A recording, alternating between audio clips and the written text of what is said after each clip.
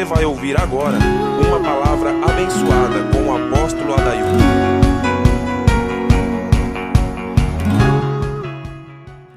Graça e paz, igreja do avivamento. Vamos abrir a palavra do nosso Deus. Êxodo capítulo 20, versículo de número 17. Êxodo 20, 17.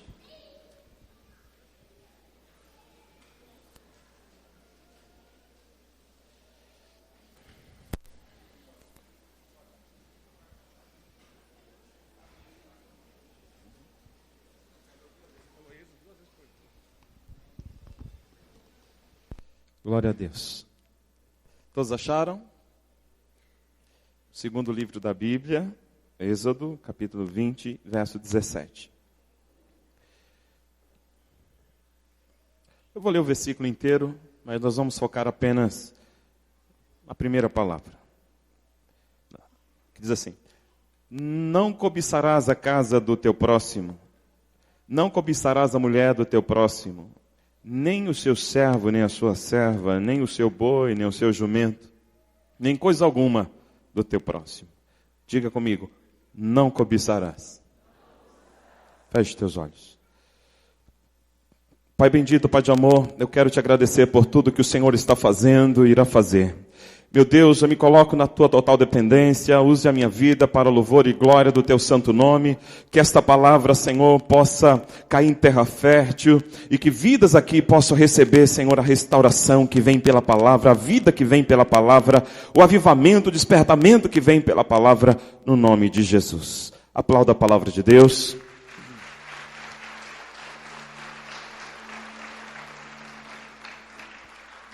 Nós estamos trabalhando este tema, não cobiçarás, neste domingo. Você que está nos visitando, a primeira reunião aconteceu às 10, a segunda às 4 da tarde, e você está nessa reunião que começou às 19 horas. Não cobiçarás. Qual é a diferença de um desejo natural, um desejo normal para a cobiça? Um desejo natural, um desejo normal, é aquele que todos nós temos, de querer algo melhor, de lutar, de trabalhar, para conquistar algo nessa vida, para dar um conforto a mais para a nossa família, né?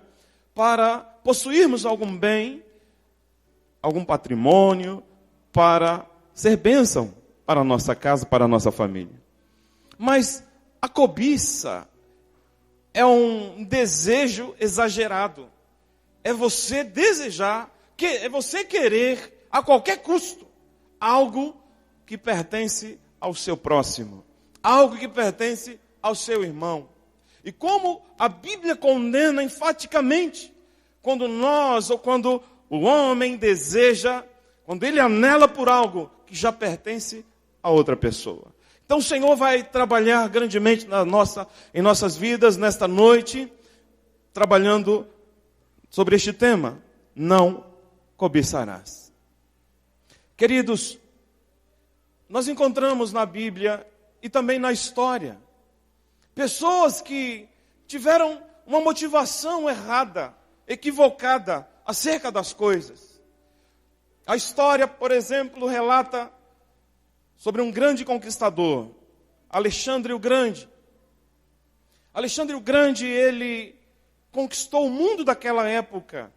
O seu império chegou a ter uma distância de 15 mil quilômetros. Olha a extensão deste território, a extensão deste império. E ele chorava no seu palácio porque não tinha mais nada para conquistar.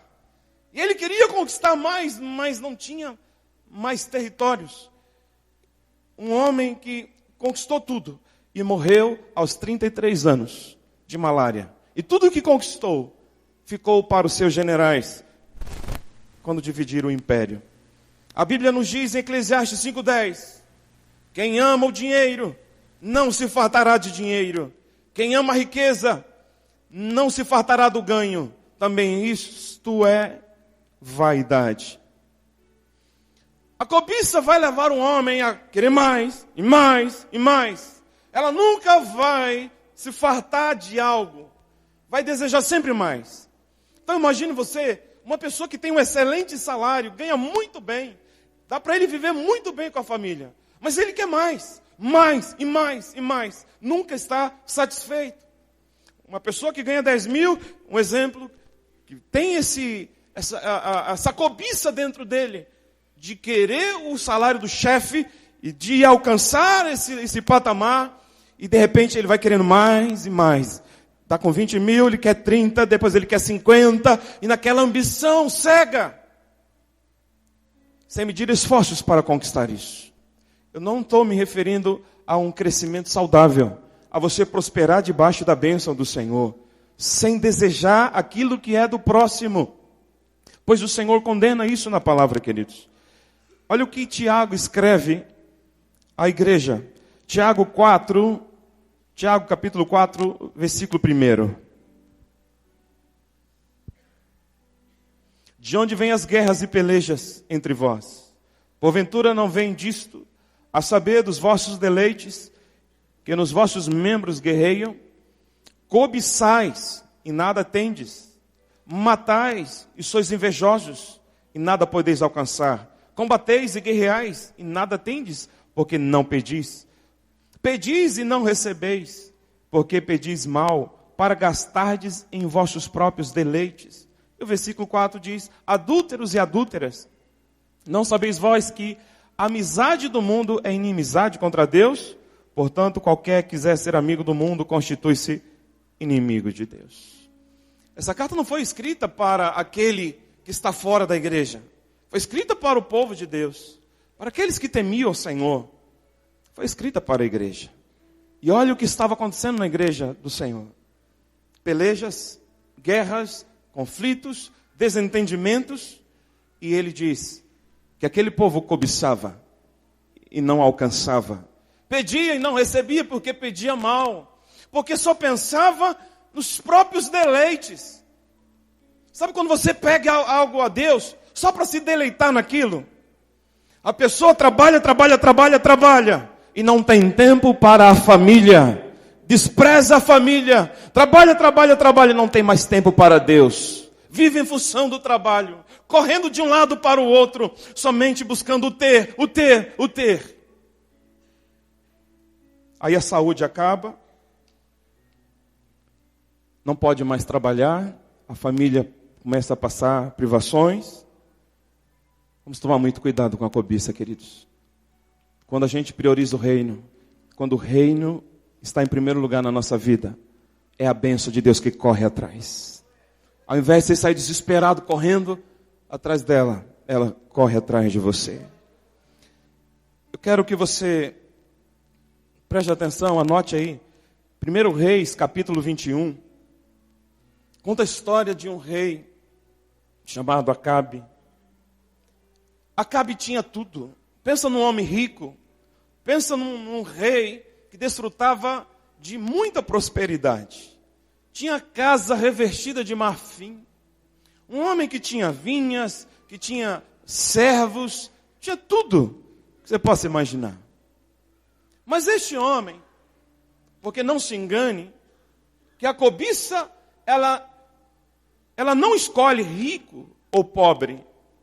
A cobiça, esse instinto que está no coração do ser humano, do homem caído, melhor dizendo, pode se manifestar em quem tem riqueza e também quem não tem.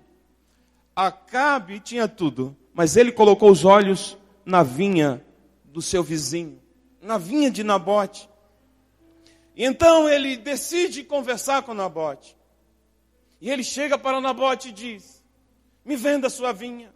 Eu quero comprar a tua vinha. Eu te pago o dinheiro que ela vale.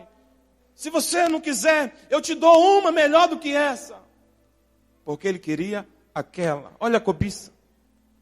E Nabote disse: essa vinha é a herança dos meus pais. Em Israel havia essa tradição. O que alguém possuía ia passando de geração em geração. E Nabote não vendeu. Com certeza ele cresceu ali. Seus pais também, seus avós. E o rei volta angustiado. volta triste para o palácio. Jezabel tem uma fama terrível. Chegou para ele e disse: por que o rei está assim? Nabote não me vendeu a vinha. Mas você não é o rei de Israel?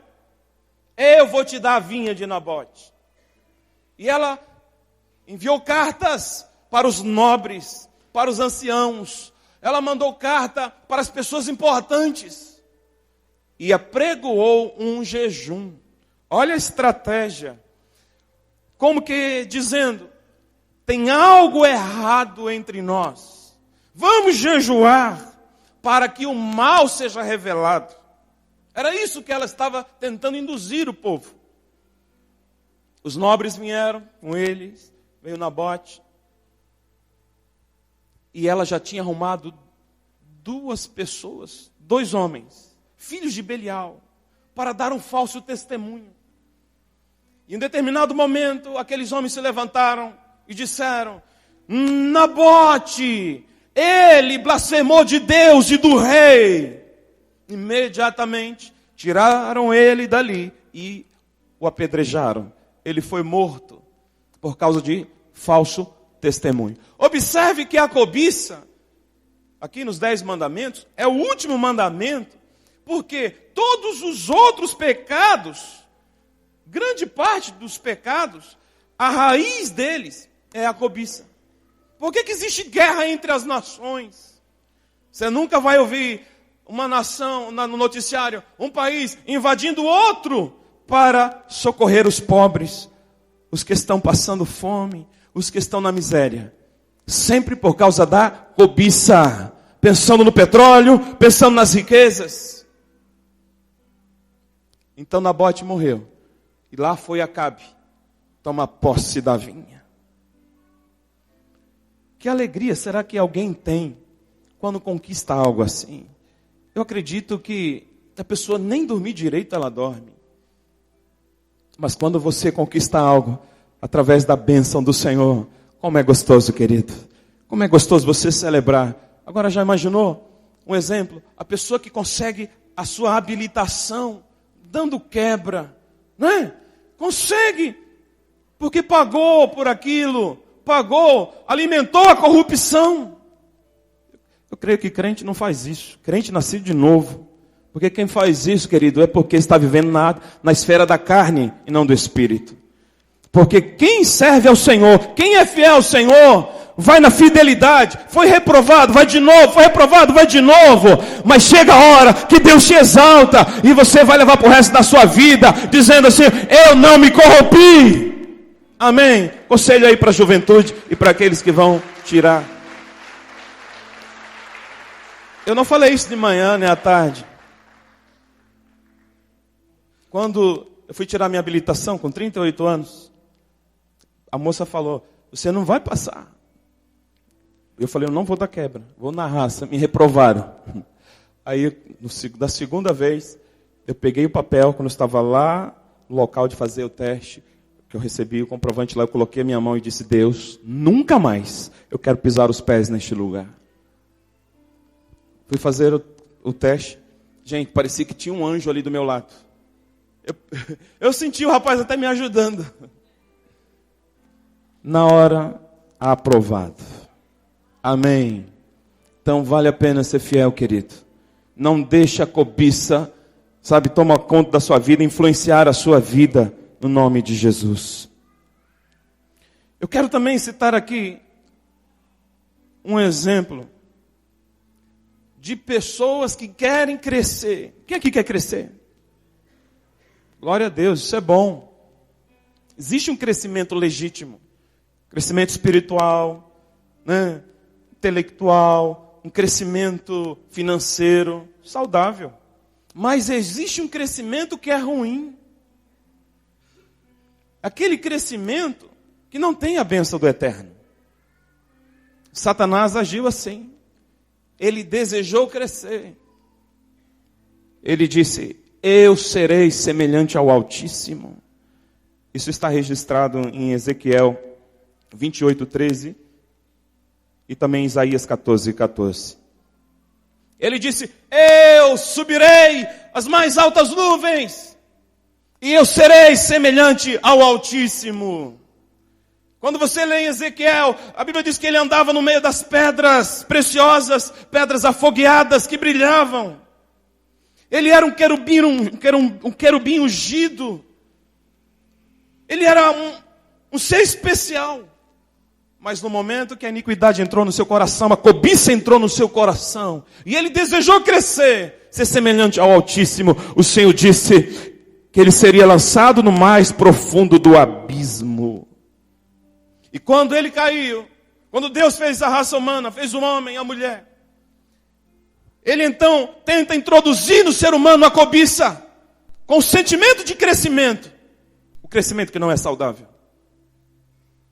Um belo dia a mulher estava lá no jardim, e Satanás, através da serpente, disse: é bem verdade que vocês podem comer de todos os frutos. E a mulher disse: sim, podemos comer de todos os frutos, menos do fruto do conhecimento do bem e do mal, porque Deus nos proibiu. E a serpente disse: não é bem assim. É que Deus sabe que no dia que vocês comerem desse fruto, vocês serão, olha só, semelhantes a Deus, serão como Deus, conhecendo o bem e o mal. Despertou no coração de Eva naquele momento a cobiça. E ela olha diferente para aquele fruto, e ela viu que o fruto era desejável para dar entendimento. E ela foi lá, comeu, quando o esposo chegou, ofereceu para ele. E a consequência você já sabe. O pecado entrou, a maldição entrou, eles foram expulsos do paraíso. Mas não para por aí, queridos. A Bíblia fala em Gênesis 11, quando o homem, também nesse desejo desenfreado de crescer, de almejar o crescimento que não é abençoado por Deus, não é o legítimo. Existe o crescimento legítimo, mas existe o crescimento manipulado. Eles: vamos construir uma torre que chegue aos céus. Nós teremos um nome célebre. Você já sabe da história. A obra foi embargada pelo Criador. E eles tiveram que se espalhar. A Bíblia fala em Números 16 de Coré. Coré era um levita. Coré tinha o privilégio de trabalhar no templo, de servir no templo. Mas a cobiça entrou no coração dele, e ele não queria ser somente levita, ele queria ser sacerdote. Ele queria crescer, mas não era legítimo o crescimento dele, porque os sacerdotes eram da linhagem de Arão. Não era qualquer levita que poderia ser sacerdote. Mas ele não era da família de Arão, da linhagem de Arão, mas queria ser sacerdote. E ele chama Datã e Abirão, levanta mais 250 homens para pressionar Moisés. E Moisés reúne todos eles. E ele disse: se o Senhor escolheu Arão, algo novo ele fará. Se a terra se abrir, e eles forem engolidos vivos, vocês saberão que o Senhor falou. Imediatamente, onde estava Coré, a terra se abriu, e todos eles, seus familiares, desceram ao abismo, foram engolidos pela terra. E aqueles 250 homens, saiu fogo do Senhor, e eles foram queimados. Observe, querido, o que a cobiça é capaz de fazer na vida de uma pessoa. Josué capítulo 7, versículo 21. Fala também de um soldado que deixou a cobiça entrar no seu coração. O nome deste soldado é Acã. Israel tinha já atravessado o deserto, depois de 40 anos. Vai entrar na terra prometida, e Deus alerta para que eles não dessem lugar à cobiça, dizendo: tudo que vocês encontrarem de precioso, ouro, prata, será para o Senhor. E todas as outras coisas, eles não poderiam tocar. Era algo amaldiçoado. E quando eles entraram, aquele soldado viu uma capa babilônica, viu ouro, viu prata. Imediatamente, ele escondeu, levou para a sua tenda, cavou um buraco e escondeu. Quem sabe ele pensou, Deus não precisa disso. Deus não precisa desse ouro, dessa prata. Eu preciso. Trabalhei, marchei durante esses 7 dias, e hoje dei 7 voltas nessa cidade, estou cansado, eu mereço essa recompensa. Quem sabe ele pensou assim. E às vezes a gente pensa assim também. Para que dar dízimo, para que dar oferta? Deus não precisa mesmo, eu que preciso. Sabe por que Deus estabeleceu isso? Esses princípios, dízimos, ofertas, primícias? Para frear a cobiça na nossa vida. Porque o homem, quando ele é cobiçoso, ele sempre vai querer mais e mais e mais. E Deus estabelece limites para que o homem não avance. Para que ele mostre que ele é dependente de Deus. Quando você é fiel a Deus, você está dizendo, eu dependo exclusivamente de ti. E se você depende dele, aplauda ele bem forte.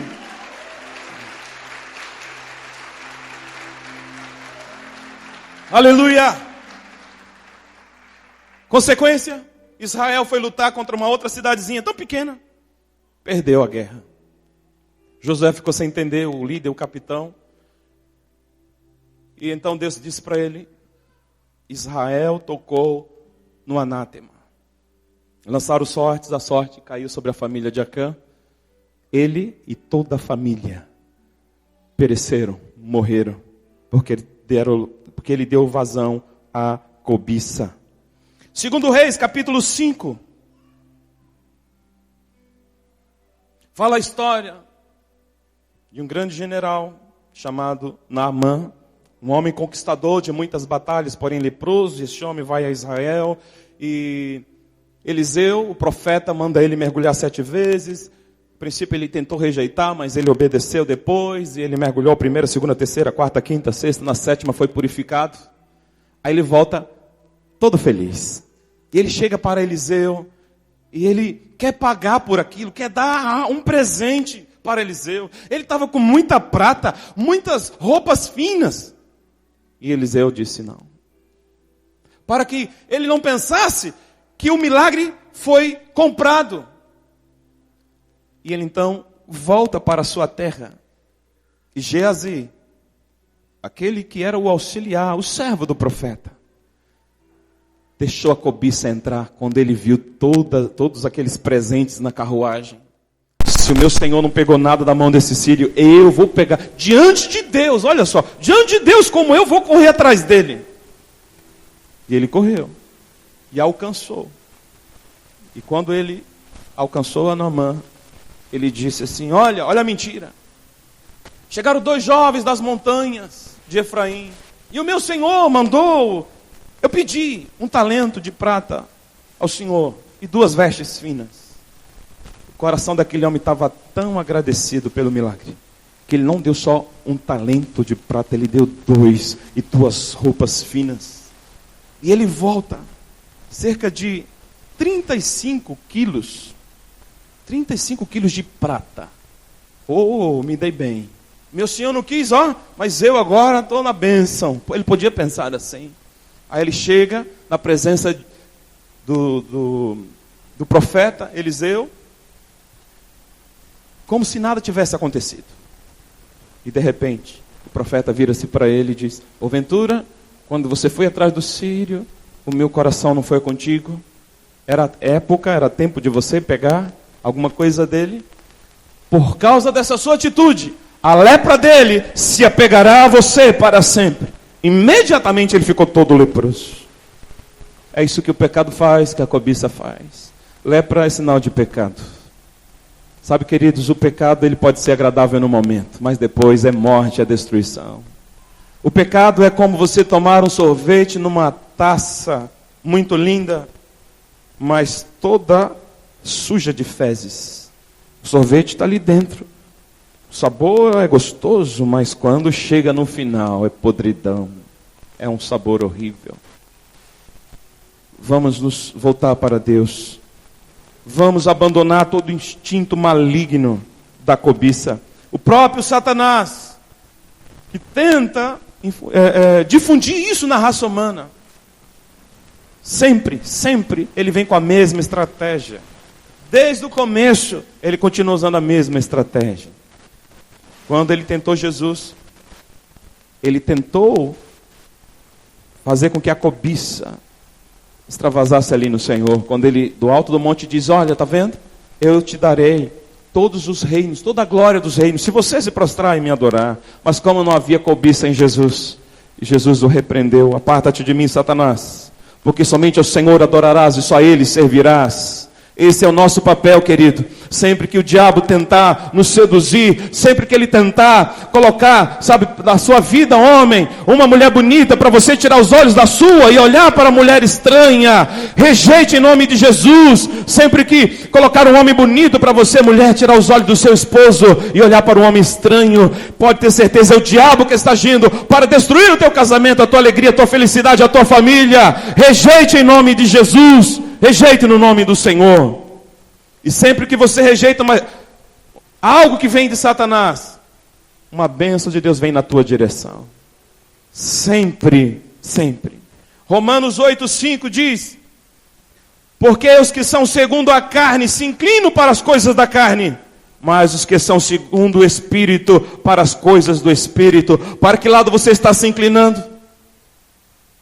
Se você está se inclinando para a carnalidade, é hora de você se arrepender e voltar-se para Deus, e se encher do Espírito, e pedir a Deus que o fruto do Espírito Santo se manifeste na sua vida, porque uma das características do fruto do Espírito é o domínio próprio. É você saber dizer não ao diabo, não ao inimigo, não à tentação. Amém? Para nós finalizarmos, Lucas capítulo 12, versículo de número 15. Abra a sua Bíblia. Lucas 12, 15.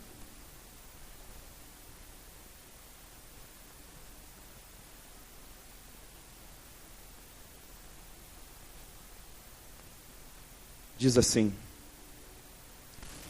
e disse-lhes: acautelai-vos e guardai-vos da avareza, porque a vida de qualquer não consiste na abundância do que possui. E propôs-lhe uma parábola, dizendo: a herdade de um homem rico tinha produzido uma abundância. E ele arrazoava consigo mesmo, dizendo: que farei? Não tenho onde recolher os meus frutos. E disse: farei isto: derrubarei os meus celeiros e edificarei outros maiores, e ali recolherei todas as minhas novidades e os meus bens. E direi à minha alma: alma, tens em depósito muitos bens para muitos anos, descansa, come, bebe e folga. Mas Deus lhe disse: louco, esta noite te pedirão a tua alma, e o que tens preparado, para quem será?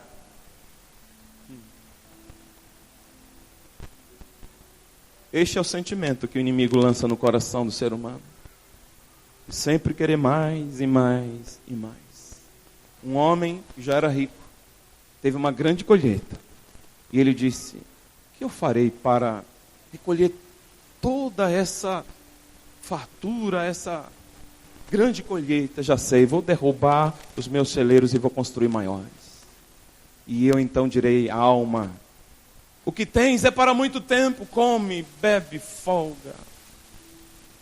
E o Senhor disse que naquela noite ouviu-se uma voz: louco, esta noite te pedirão a tua alma, e o que tens preparado, para quem será? Quando nós somos guiados por esse instinto, quando somos guiados pela cobiça, é algo que jamais será saciado. Não pense você, a cobiça jamais será saciada. Sempre mais. Mas quando você tem o seu coração voltado para as coisas de Deus, você quer mais e mais e mais de Deus. Onde está o povo que quer mais e mais e mais e mais e mais e mais de Deus? Aleluia. Não seja tolo, não seja louco. O homem era um bom administrador, era um visionário, mas o erro dele é que Deus não estava na prosperidade dele. O próximo não ia receber nenhuma ajuda dele. Ele estava vivendo um verdadeiro hedonismo, pensando somente em si, não no próximo, nem em Deus. Feche teus olhos. Feche teus olhos.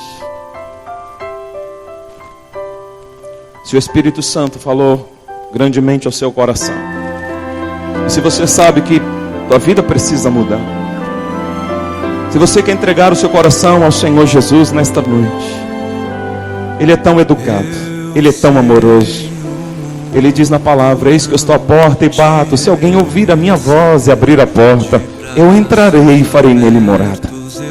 Todos aqui estão de olhos fechados. Se você quer abrir a porta do teu coração, sinaliza isso. Levante uma das suas mãos. Eu quero orar por você. Todos de olhos fechados. Existe um lugar para descansar. Eu sei que é difícil acreditar. Eu sei que é difícil respirar. Onde está você? Espere mais um dia. Além da dor, além do choro, existe alguém que olha por você. Além de mim, eu sei, existe um Deus que não se esqueceu, não se esqueceu.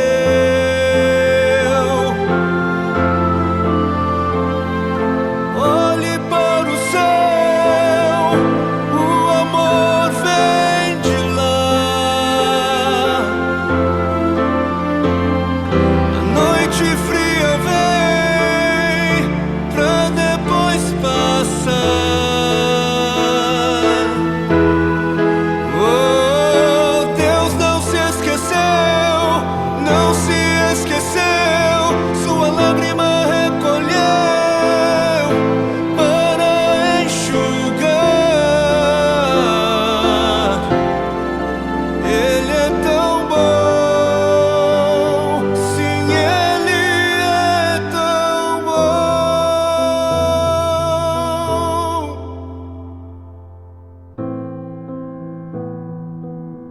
Deus é bom. Ele é bom. Quando tudo ao seu redor tentar te convencer do contrário, lembre-se: Deus é bom. As circunstâncias ao nosso redor podem mudar, o estado do nosso coração pode mudar, mas Deus permanece o mesmo por todo sempre. Por todo sempre Ele não muda, e por todo sempre Ele é bom. Ele é bom. Se você deixar, Ele continua querendo cuidar de você. Se você deixar, Ele continua querendo levar você nos braços. Mesmo que a dor seja insuportável, mesmo que o desespero diga que o dia não vai voltar a brilhar, não dê ouvidos. Não dê ouvidos, não dê ouvidos a outras vozes. Não dê ouvidos ao desespero. Não dê ouvidos à mentira, ao engano. Porque a mentira não tem poder. O engano não tem autoridade sobre a sua vida. A mentira só tem poder se você der ouvidos a ela. Ela só tem autoridade sobre a sua vida se você acreditar que ela é a verdade. Dê ouvidos à verdade. Dê ouvidos à esperança. Dê ouvidos, escute o que a verdade tem a dizer. E ela diz: venham a mim todos os que estão cansados e sobrecarregados. Venham a mim os aflitos. Venham a mim os que não podem sozinhos. Venham a mim os que choram, e eu darei alívio. Eu darei alívio, diz a verdade. Eu darei esperança. Eu darei razões para que você queira voltar a sorrir. Eu darei razões para que você queira voltar a viver, queira viver mais um dia. Eu darei razões para você continuar. Eu darei paz, a paz que vem da certeza de que tudo vai ficar bem. Tudo vai ficar bem.